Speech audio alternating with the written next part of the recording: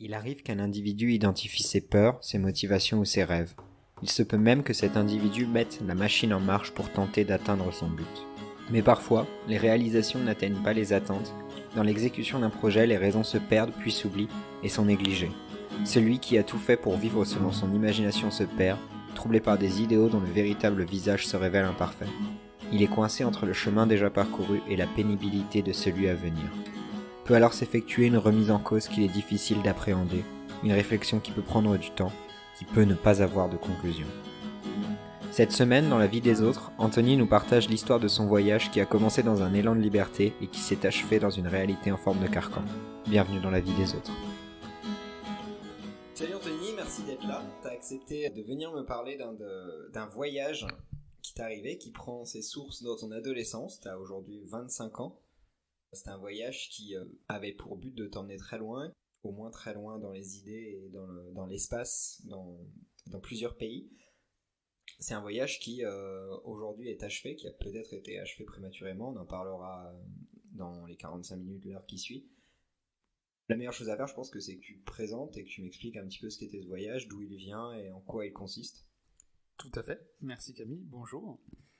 Donc effectivement, je m'appelle Anthony et j'ai effectivement accepté avec plaisir et c'est un honneur de parler d'un voyage que j'ai commencé fin 2016 et achevé début 2017 et que j'avais commencé à organiser bien avant ça. À l'origine, c'était un voyage qui devait durer 2 ans, qui devait m'emmener autour du monde, puisque à part l'Amérique du Nord, l'Amérique centrale et l'Afrique, et les 2 pôles, on allait traverser tous les continents.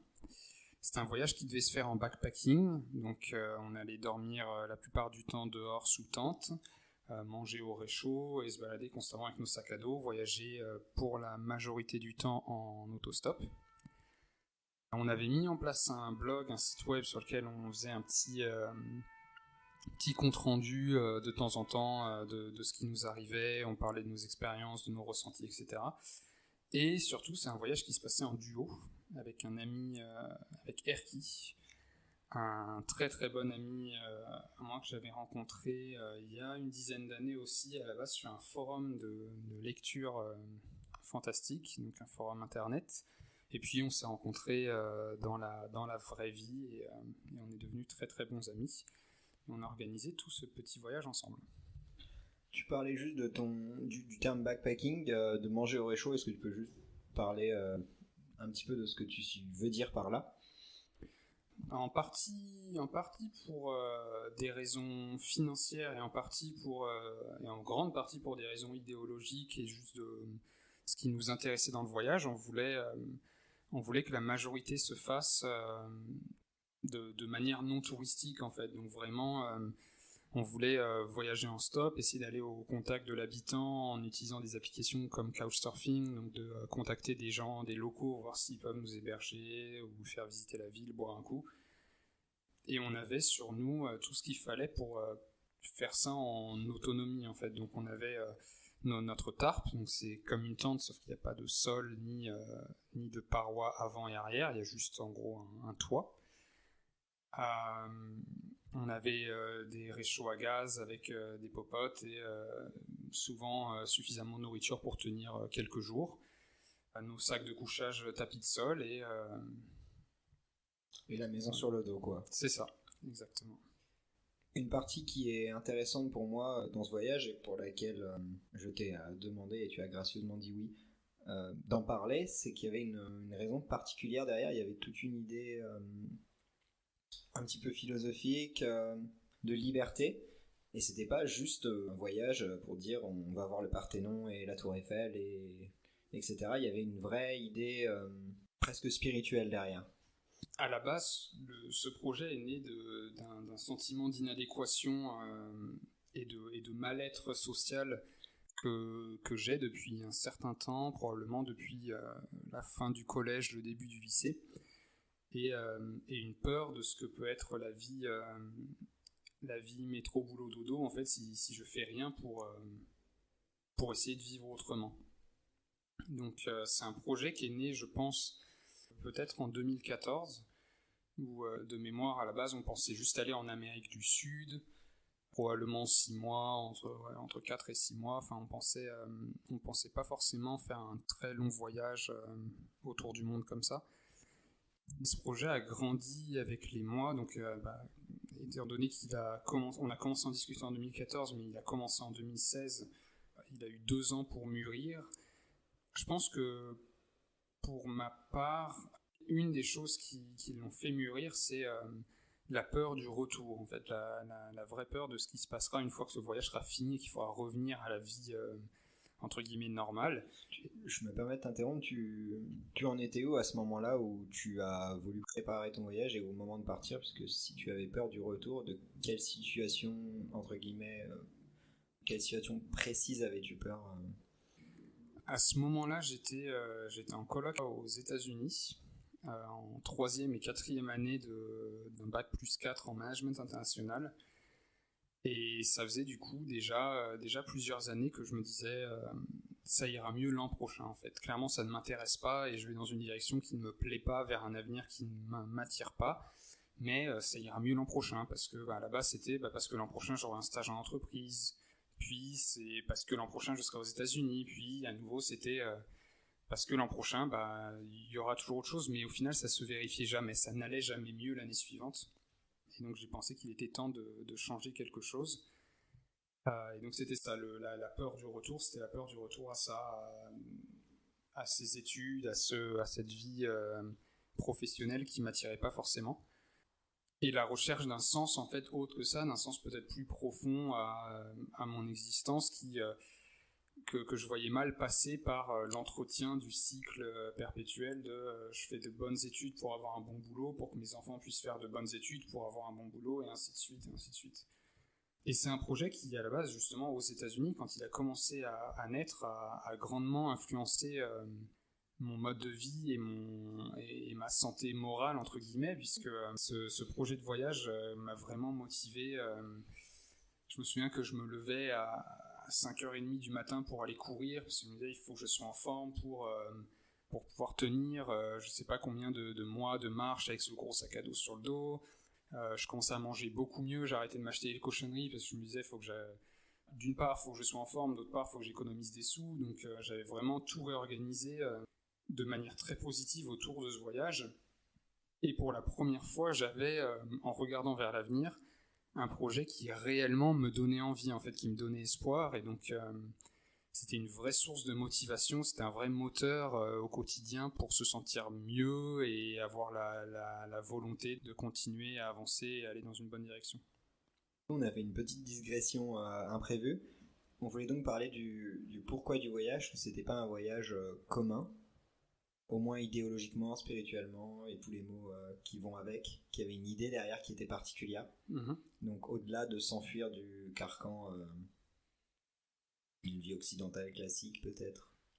Au-delà de ça, en fait, et je reviendrai plusieurs fois sur ce point au cours de cet enregistrement, au-delà de ça, il y avait une vraie volonté de ressentir, d'expérimenter en fait de la liberté au sens le plus réel possible, mais pas le plus naïf possible, puisqu'on a conscience que, j'ai conscience qu'à partir du moment où je vis au sein de la société, je peux pas prétendre vouloir vivre complètement en autarcie, complètement libre. En fait, le fait que je profite de certains services de la société, que j'ai la sécurité sociale, que je loue un appartement, que j'ai une carte bancaire, je ne peux pas vivre complètement en dehors de la société à partir du moment où je veux profiter de ces services-là. En ayant conscience de ce contexte, on voulait essayer de vivre le plus librement possible, c'est-à-dire à tout moment pouvoir prendre des décisions uniquement en fonction de ce qui nous fait envie, nous. Et ça s'exprimait dans le projet du voyage, ça s'exprimait par l'idée de...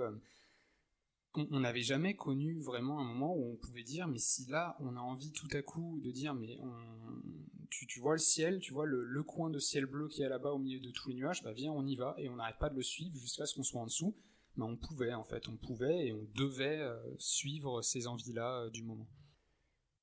C'est un désir qui a tenu jusqu'au vrai départ du voyage. Est-ce que pendant la préparation du voyage, toute cette idée a été tenue et respectée, ou est-ce qu'il y a déjà eu des premiers soucis vis-à-vis du réalisme de votre projet?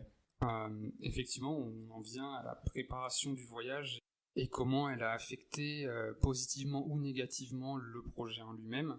Comme tu le devines avec ta question, c'est pas une idée qui a forcément survécu. Donc l'idée à nouveau ce n'est pas juste un voyage histoire de voyager, c'est pas un tour du monde pour qui a comme fin de faire un tour du monde. C'est le tour du monde est un moyen pour accéder à cette fin de se sentir libre et de pouvoir expérimenter cette liberté. Je pense, pour moi en tout cas, que c'est pas une idée qui a survécu à la préparation du voyage, parce qu'elle a été tuée par toutes les angoisses et les peurs que j'avais à nouveau du retour, qui m'ont amené à créer un cadre un peu trop rigide autour du voyage pour me sécuriser en fait. Puisque j'avais tellement peur de revenir que je voulais prolonger le voyage le plus longtemps possible, ce qui impliquait d'avoir suffisamment de budget, puisque même si on limitait énormément les dépenses, il y a quand même il y a des frais de visa pour entrer dans certains pays, il faut quand même se nourrir, il faut se déplacer si le stop fonctionne pas, il y a des endroits où il faut forcément prendre l'avion. Le budget posait une grosse contrainte et la peur, parce que j'avais jamais été dans cette situation avant, la peur de se retrouver en manque d'inspiration à un moment ou à un autre, l'envie d'avoir toujours un plan de sécurité en fait, d'avoir toujours, si à un moment je me retrouve dans un pays, je ne sais plus quoi faire, j'ai peut-être le mal du pays, j'ai envie de rentrer, mais j'ai un plan sous la main qui me permet de me dire non tiens, voilà des idées, voilà des endroits où aller, voilà des choses à faire, tu te retrouves jamais sans inspiration. Et donc pour ça, on a fait des recherches assez conséquentes, on avait des listes de lieux au sein de chacun de ces pays qu'on voulait voir ou de choses qu'on voulait y faire. Et ça, on en avait probablement entre 1 et 5 par pays, ce qui du coup, au lieu ne nous donnait pas forcément une route tracée très précise, mais un itinéraire global. Ça nous donnait une série de checkpoints par lesquels on pouvait passer et, entre guillemets, valider le voyage. Parce qu'il faut le rappeler, tu es parti fin 2016, mais c'était une idée qui germait depuis 2014, donc il y a eu quand même le temps d'agglutiner des informations, d'agglutiner des idées, et du coup ça a peut-être desservi un peu cette idée de liberté et d'envie de faire ce qu'on veut pour suivre une feuille de route grosso modo. Je pense que ouais, ça a desservi la spontanéité, et c'est cette absence de spontanéité qui derrière a un peu tué la liberté que je voulais trouver dans ce voyage.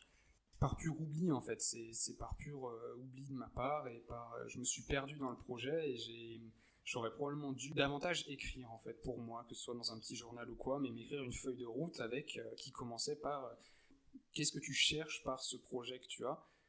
Et ça m'aurait permis de me souvenir et de garder en vue le fait que y a ce point-là en majuscule souligné tout en haut qui est la liberté que je veux ressentir et que j'oublie au fur et à mesure. Tu crois qu'il y a quelque chose à ajouter sur la préparation? Est-ce que j'ai une autre question un peu peut-être plus précise. Est-ce que c'était un projet dont tu avais parlé autour de toi? Est-ce que des gens savaient? Si oui, est-ce que ça se limitait juste au cercle très proche? Est-ce que c'était plus général? Étant donné qu'on avait prévu on avait prévu, notamment un peu poussé par notre famille, de créer un site internet pour les tenir au courant de notre avancée. On en avait effectivement parlé à pas mal de gens. Donc à la base, ça c'est né du fait que, par exemple, moi, ma famille me demandait vraiment de checker fréquemment, de les appeler, d'envoyer des messages, etc. Et j'avais préféré l'option... j'écris de temps en temps, voilà, toutes les 2-3 semaines, peut-être tous les mois, j'écris un petit article sur un site internet. Ça me permet de vous tenir au courant de où j'en suis, de ce que je fais, de comment je vais. Et au final, on en a parlé de plus en plus, au point que je pense que à partir du moment où on a parlé sur les réseaux sociaux, oui, tout mon entourage était au courant que j'allais faire ça. Ce qui est aussi, à sa manière, et de plus en plus au fur et à mesure du voyage, a participé un petit peu à noyer la liberté sous d'autres éléments, en fait, sous une certaine pression que je me mettais et que je projetais sur les autres, en fait, des attentes que j'avais, que je projetais sur les autres, comme si mon entourage avait ces mêmes attentes pour moi, et qui ont pu affecter mes décisions plus tard. Donc il y avait cette idée de ne pas repasser par la France et de s'être préparé pour des années. C'était une solution logistique? j'aurais un peu de mal à vraiment répondre à cette question. Je pense qu'il y avait une vraie raison logistique derrière qui était le coût impliqué. Puisque par exemple, si on fait notre petit bonhomme de chemin en 6 mois, on se retrouve en Iran après avoir fait majoritairement du stop, peut-être un petit peu de train, un bus par-ci par-là, et arrivé en Iran, nous prend l'envie de revenir en France pour 3 semaines pour faire une pause. Bah ça implique forcément, si on veut pas passer vraiment trop longtemps sur la route, ça implique forcément un billet d'avion, un aller-retour. Il y avait d'une part cette raison logistique, et d'autre part, à nouveau, cette peur assez terrible du retour qui faisait que, avant que le voyage ait commencé, dans ma tête, c'était il faut que je me lance et il faut pas que je m'arrête en fait. Une fois que j'ai commencé à rouler, à dévaler la pente, il faut pas que je perde mon élan, il faut pas que je perde ce momentum et il faut que je continue à avancer. Comment s'est passé le début du voyage, le voyage en lui-même? Est-ce que tu peux expliquer un petit peu l'ambiance que tu as ressenti, ce que tu as fait? Le début du voyage s'est passé du coup en France. On a commencé dans le nord-ouest. On est parti de Cherki dans le nord-ouest.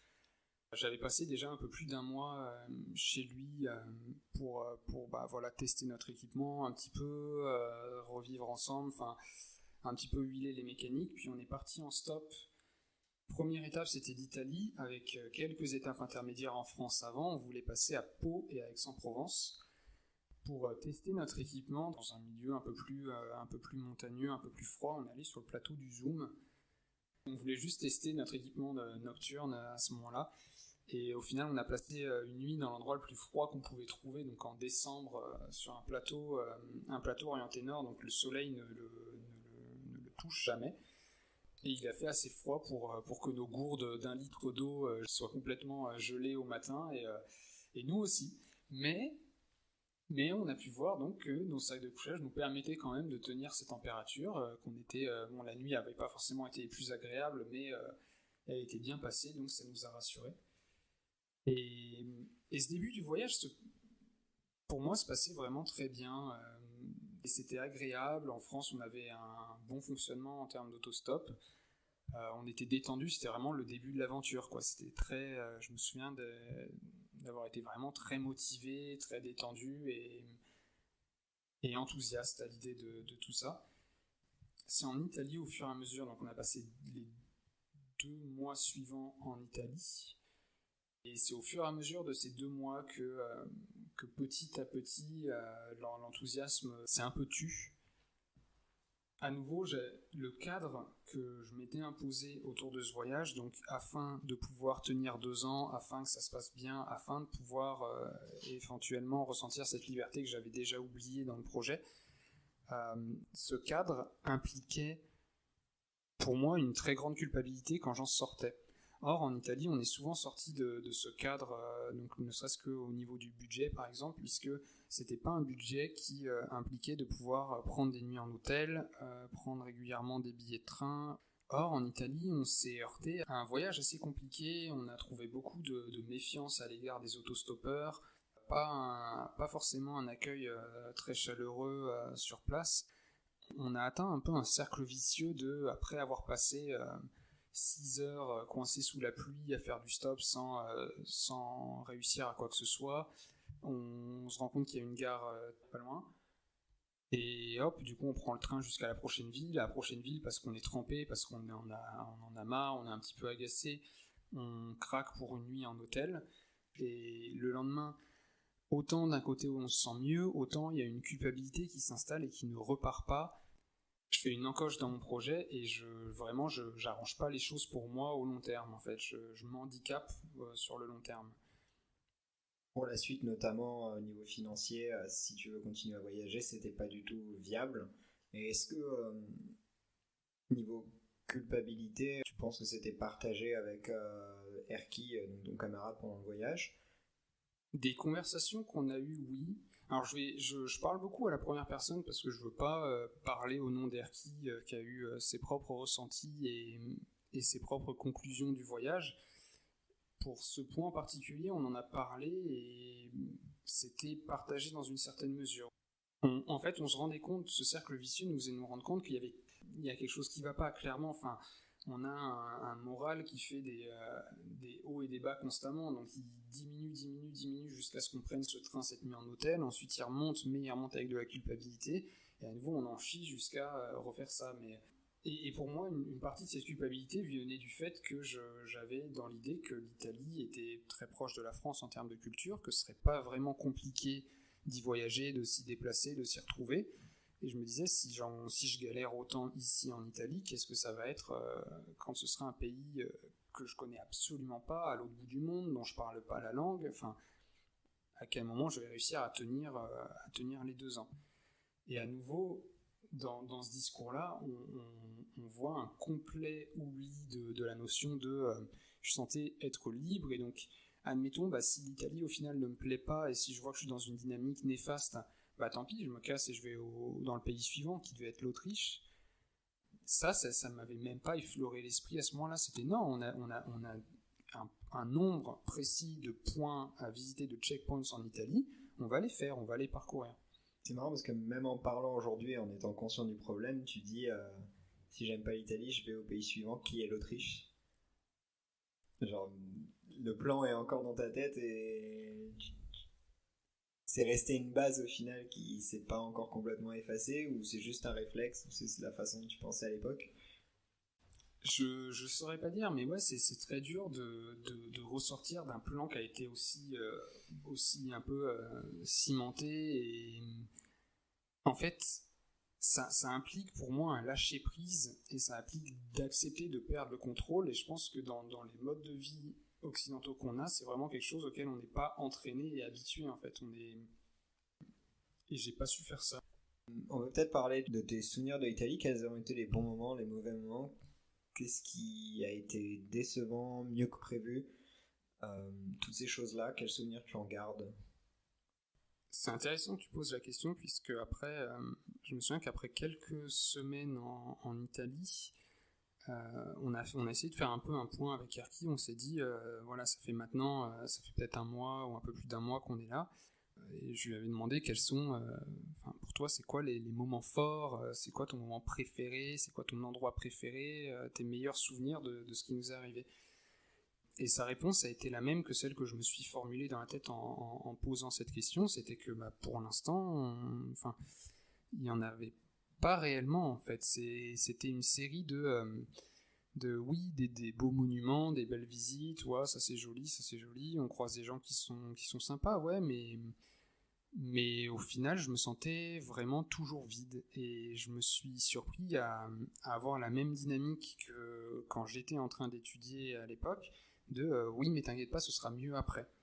Alors que c'était vraiment quelque chose que je pensais laisser derrière moi, cette dynamique de toujours espérer que ça aille mieux par la suite, sans vraie raison, juste parce que c'est la suite et on croise les doigts et on ferme les yeux. Et je me suis surpris à être toujours dans cette dynamique-là. Et bien sûr, on a eu donc des bons souvenirs qui paraissent encore meilleurs après coup. J'avais peut-être des attentes décalées par rapport au voyage. Enfin voilà, c'est une expérience c'était une première vraie expérience de voyage pour moi.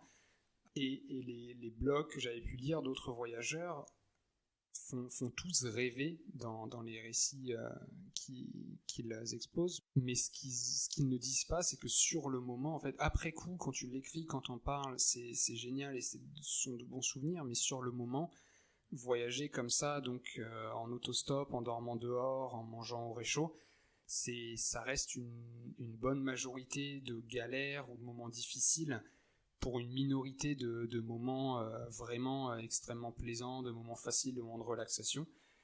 Comme souvent, les galères, quand on en reparle, une fois qu'elles sont passées, on en reparle avec le sourire, c'est une anecdote et c'est amusant, mais sur le moment, on essaye de les prendre avec philosophie, mais une fois qu'elles s'accumulent, ça devient difficile.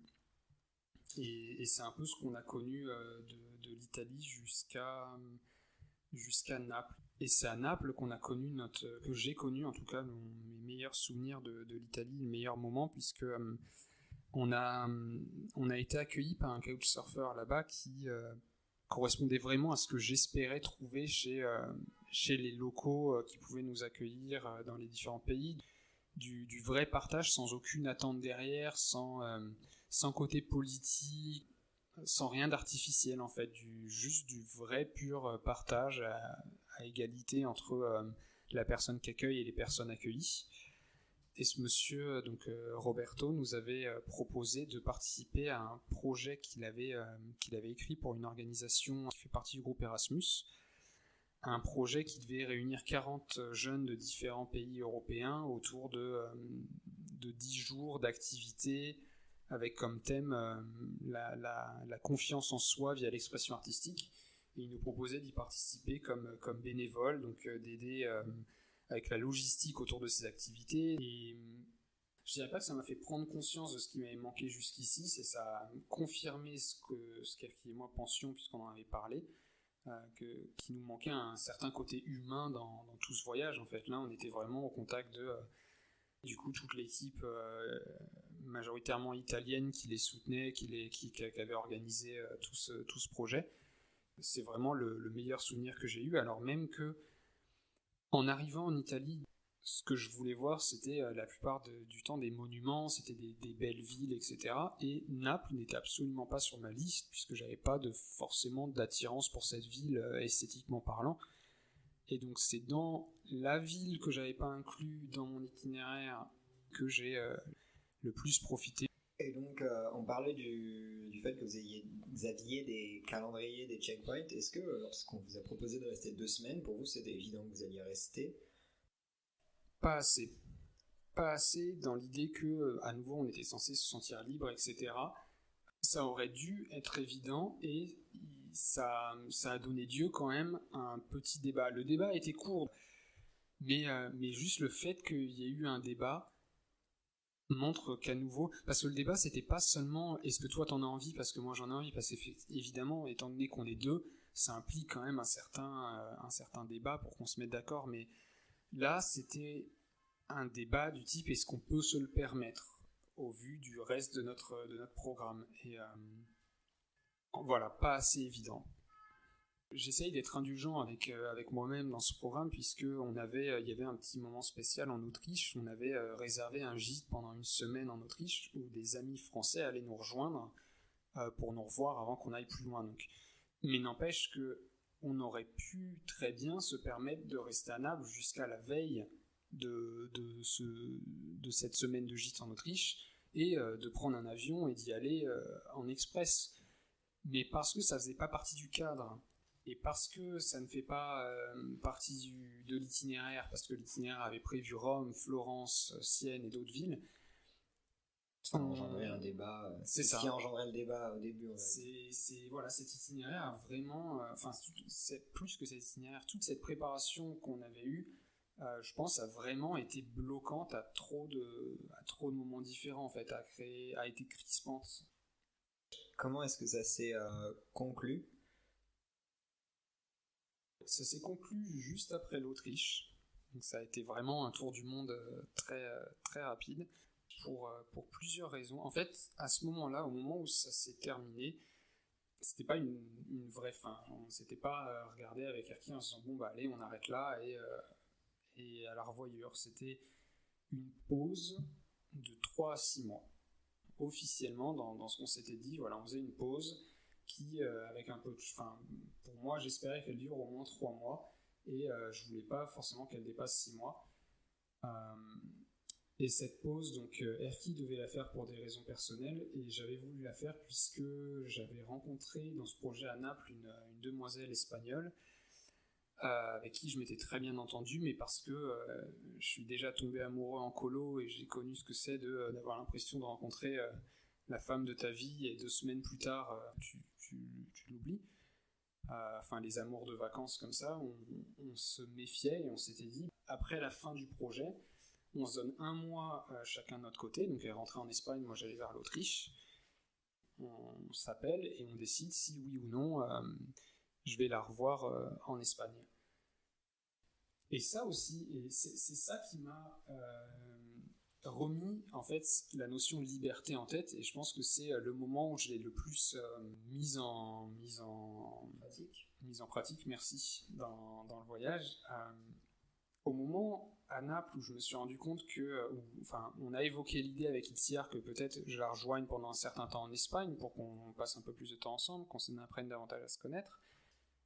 Il y a eu à nouveau le gros obstacle l'Espagne, pour le coup, n'est absolument pas sur ma liste de pays pour le voyage. Et c'est Erki qui me l'a refoutu sous le nez en disant mais souviens-toi que on est là pour faire ce dont on a envie en fait, et faut pas qu'on l'oublie. Et du coup, si toi, ce dont tu as envie, c'est de rejoindre ta belle en Espagne, mais pourquoi est-ce que ça ferait pas partie de ce voyage?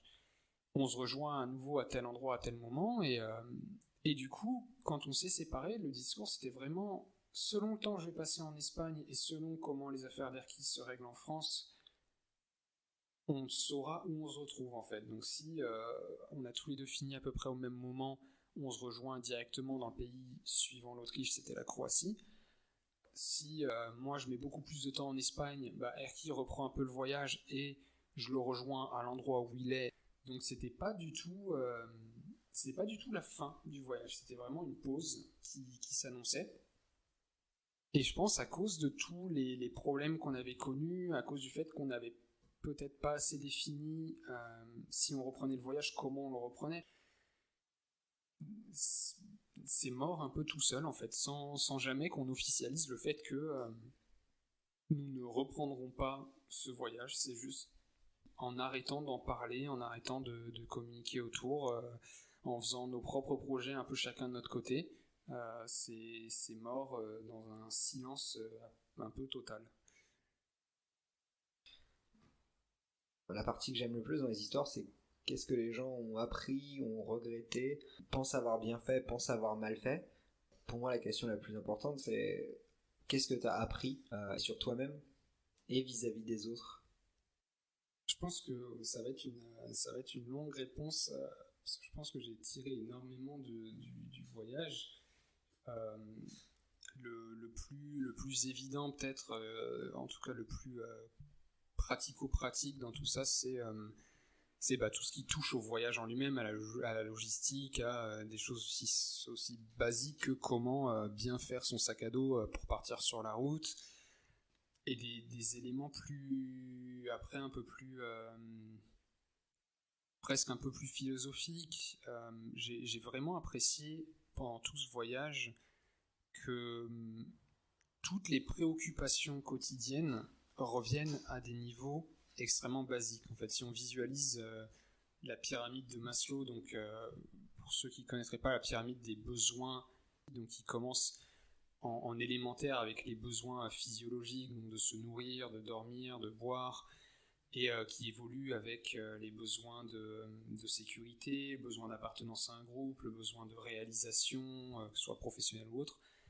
Le fait que toutes mes préoccupations reviennent à des besoins physiologiques et des besoins de sécurité, c'est pas quelque chose qu'on connaît dans le style de vie qu'on a à nouveau occidental, avec la sécu, avec un appartement, avec des parents pour nous aider. C'est pour la première fois dans mon cas, presque tous les jours, même si pas forcément tout le temps, mais presque, la question que je me posais pendant la journée, c'était où est-ce que je vais pouvoir dormir ce soir ? Est-ce qu'on va réussir à trouver une maison abandonnée, une clairière, un truc où poser notre tente ? Et sinon, mais qu'est-ce qu'on va faire en fait ? Comment s'abriter ? Comment se mettre en sécurité ? Qu'est-ce qu'on va pouvoir manger ? Parce qu'il y a des fois où on trouvait pas forcément on traversait des endroits un peu plus déserts, on trouvait pas forcément de supérettes ou quoi, et donc c'est le côté comment on va se démerder avec nos réserves qui diminuent vraiment chaque jour, où est-ce qu'on peut trouver des points d'eau, etc. Et d'apprendre que même si les premières fois ça fait vraiment peur et t'as l'impression que quelque chose s'est mal passé, que c'est pas normal d'en arriver à quelque chose à une situation aussi instable entre guillemets, au final c'est pas grave, ça se passe bien, et c'est pas parce que t'as jamais fait l'expérience que c'est pas une expérience à vivre en fait. Et la première fois que ça nous est arrivé, c'était à Pise. Et au final, on a dormi dans le parking à étage de l'aéroport de Pise. On a dormi dans une gare à Palerme. On a dormi dans une quantité assez incroyable de maisons abandonnées. Et oui, je pense que j'ai beaucoup appris là-dessus. J'ai moins... avant, je me souviens, mais quand j'allais dans une ville que je connaissais pas bien, ne serait-ce que Paris, mais j'avais tout écrit sur une feuille, genre tu dois prendre telle rue, puis telle rue, tu te retrouves à la gare, dans la gare tu prends le métro tant jusqu'à telle direction jusqu'à tel arrêt, ça va prendre tant de temps, ensuite pendant tant de temps tu prends tel métro jusqu'à tel RER. J'ai moins l'impression de pouvoir me perdre en fait. Ça permet de relativiser également, j'imagine, quand on se lève le matin dans une maison abandonnée en se disant je me suis pas fait attaquer par un gang de mafieux ou je ne sais quoi au fin fond de la Sicile, on doit peut-être se dire au final ça va encore. C'est ça, tu découvres que la sécurité c'est surtout du bon sens en fait, et même dans les coins dangereux, bah, avec un peu de bon sens, un peu de jugeote, voilà, tout va bien en fait, les choses sont pas si mal. Donc ça c'était les besoins, les apprentissages disons physiques. Qu'est-ce que tu as appris sur toi-même? En ce sens-là, parce que je suis encore, faut voir, je suis encore en grand débat de est-ce que cette expérience a été un échec monumental ou pas. Et selon les jours et selon mon humeur, ma réponse change. Et une des choses qui me fait penser que ça n'a pas été un échec, c'est que bah, comme tu poses la question, j'ai quand même pas mal appris sur moi-même.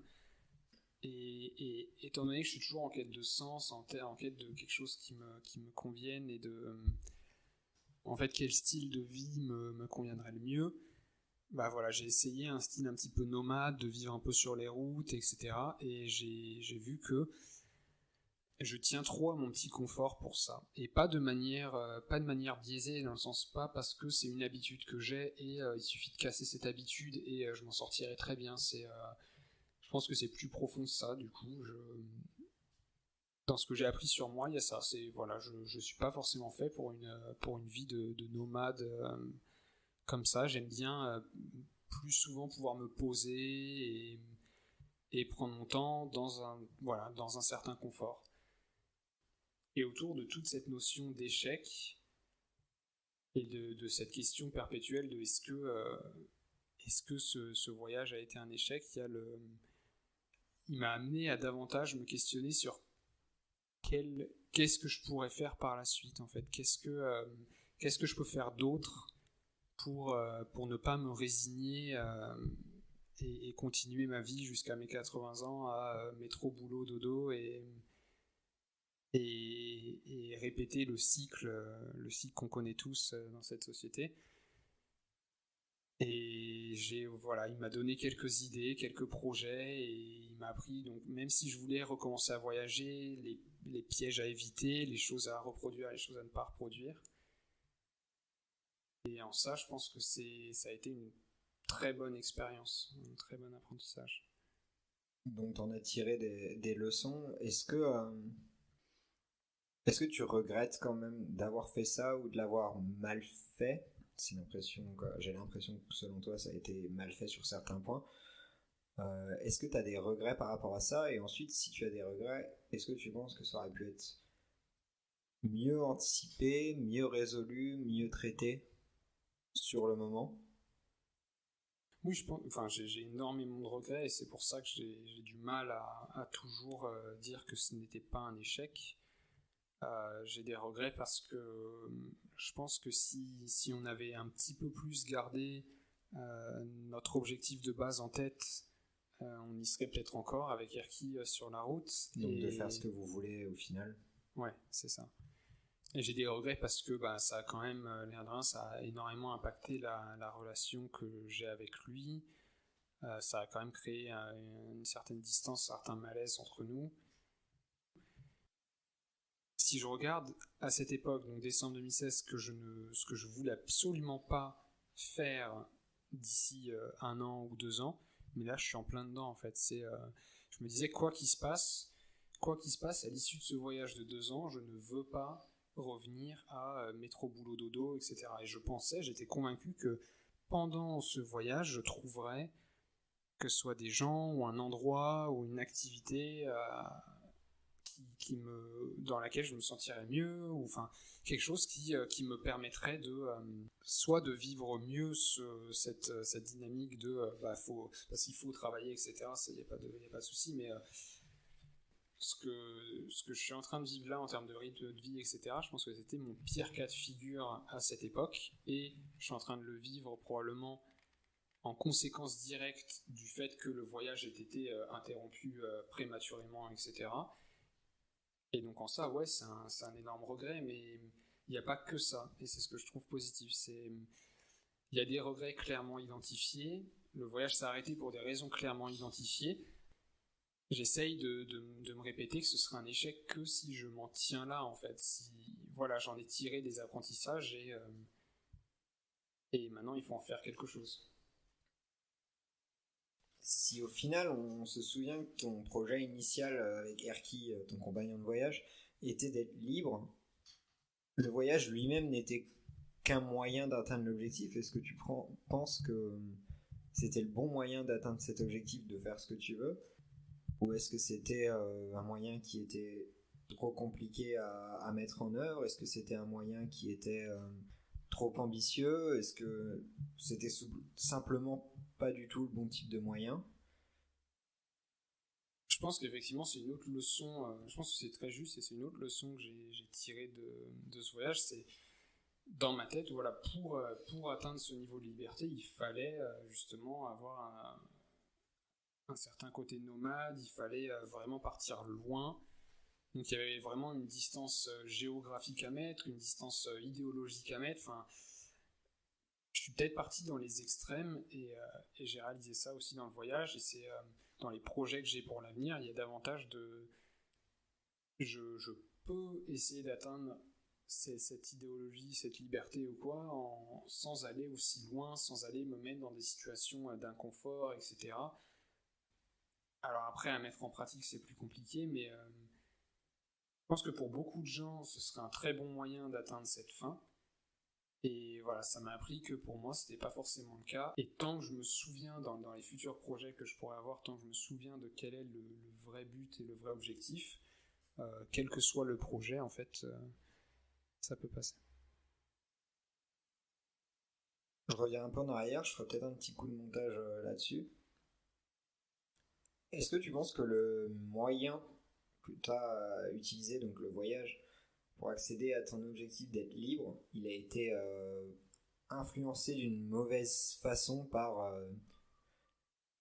un genre de contre-culture qui existe, par une idéalisation du voyageur, est-ce que tu penses que tu t'es mis une pression par rapport à ça et tu t'es dit il faut être bon, il faut savoir marcher 20 km, il faut porter 30 kilos, il faut dormir sous la tente, ou est-ce que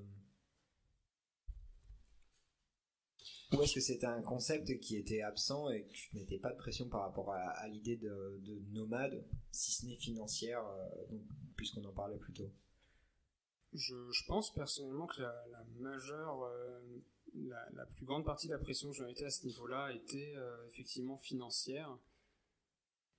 Le reste, si je me mettais de la pression, c'est déjà une pression que je me mettais depuis même avant ce voyage en fait, en termes de voilà, il faut avoir un minimum de niveau physique. Non, ça n'a pas forcément été une des pressions qui ont pu vraiment négativement impacter le voyage. Tu parlais de, entre guillemets, les clichés ou les stéréotypes autour du backpacker. Je pense une pression, et pareil, quelque chose que j'ai pu apprendre dans ce voyage, une pression dont je sais maintenant qu'il faut vraiment que je m'éloigne le plus vite possible, c'est la pression du regard des autres en fait. C'est ce côté, je pense que ce projet, j'en ai parlé trop vite à trop de monde, et parce que j'ai dit plus tôt dans l'enregistrement que j'ai projeté des attentes, j'ai projeté de mes attentes sur eux, mais une des raisons pour laquelle je l'ai fait, c'est parce que il y avait un discours presque constant de ouah, j'en reviens pas à la chance que t'as, pardon, et je donnerai tout pour pouvoir le faire à ta place, et profites-en à fond, quoi, fais-le pour tous ceux qui peuvent pas le faire, etc. Et ce qui fait que pendant ton voyage, quand toi tu commences à dire putain en fait c'est un peu relou et je me sens pas si bien que ça, t'as une certaine culpabilité mais tu te rends compte que tu n'arrives même pas à profiter de ça alors que d'autres rêveraient de pouvoir le faire et ils n'en ont pas les moyens ou la possibilité et ça, je me suis rendu compte à la fin, au moment d'arrêter le voyage, que tout ce qui tournait autour du blog et des attentes des gens qui pouvaient le lire, était un élément qui m'impactait beaucoup plus qu'il n'aurait dû le faire en fait. À nouveau, l'idée étant à la base de vivre le plus librement possible et prendre des décisions uniquement en fonction de ce dont moi j'ai envie, le fait que avant de prendre des décisions, il y avait l'inévitable question de je me demande ce que vont en penser un tel ou un tel, je me demande ce que vont en dire mes parents ou quoi, et ça entrave en fait cette notion de liberté. Il y a un certain... Maintenant, c'est pas tant forcément une gêne ou quoi, mais il y a une certaine honte qui reste à ce niveau-là quand je revois une personne que j'avais pas revue depuis avant le voyage. C'est pas un oncle que j'ai vu juste avant le voyage et là je le revois, je l'avais pas vu dans les 2 dernières années. Dans toutes les petites blagues qui peuvent ressortir ou quoi, les petits il t'a pas emmené loin ton tour du monde ou sacré tour du monde, dis donc France, Italie, Autriche, et ça a beau être des blagues innocentes et en temps normal je devrais pouvoir en rire, mais c'est ancré dans un contexte qui fait que c'est difficile d'en rire en fait. Ça vient un petit peu confirmer tout un tas d'interrogations ou de frustrations qu'il a pu avoir autour de la fin de ce voyage, de dire mais qu'est-ce que les gens vont en penser? Est-ce qu'ils vont penser qu'au final j'ai été trop faible, j'ai pas su tenir le coup et que j'ai abandonné parce que c'était trop dur? Parce que il y a plus de raisons que ça, mais oui, du coup c'est aussi un apprentissage que j'ai tiré parce que j'ai pas la force forcément de me détacher de ce que les autres pensent de moi en fait, et d'accorder de remettre à sa place en fait l'opinion des autres dans mon processus décisionnel. Étant donné que j'ai pas forcément cette capacité, il faut que je limite le plus possible le partage, ou voilà, quand j'ai un nouveau projet maintenant, je sais pas forcément comme j'ai fait avec le voyage, d'en parler directement à plein de gens en mode ouais je vais faire le tour du monde, ça va durer 2 ans et tout. J'essaye d'être un peu plus prudent et un peu plus réservé à ce niveau-là. Ok, est-ce que tu as quelque chose à ajouter? Non, moi c'est tout. Ok, ce sera la conclusion. Merci Anthony d'avoir accepté de me parler de ton voyage, de ce que tu as appris. C'était un honneur. On en est là. Et voilà, cet épisode de La vie des autres touche à sa fin. Je remercie encore une fois Anthony de m'avoir offert de son temps et d'avoir partagé son récit.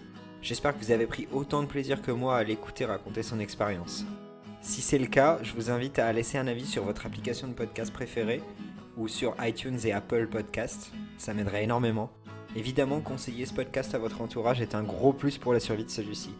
Vous pouvez également retrouver l'actualité de La vie des autres sur Instagram, Facebook ou Twitter en recherchant La vie des autres.